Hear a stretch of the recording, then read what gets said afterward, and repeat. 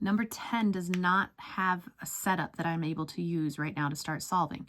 So my first step is going to be, let's rearrange some stuff. Let's get, in this case, y by itself. Because of the squared, it would be complicated to have x by itself. Doable, unpleasant.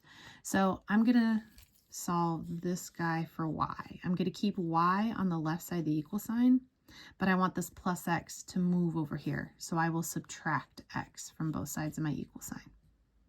Now here's the thing, down here, you could do that also. You could move this 1 to this side, or you could just go ahead and replace the y with what you know y equals. It technically doesn't matter because you're still going to have to rearrange it no matter what, because you have a quadratic equation that you're going to want to try to factor.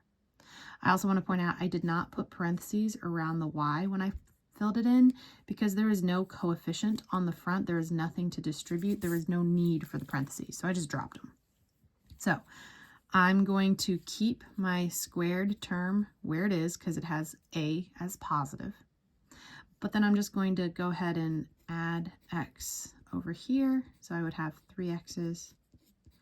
I would subtract my 5 and subtract the 1, which means I now have a -6 on this side. I could have combined them first, I just didn't.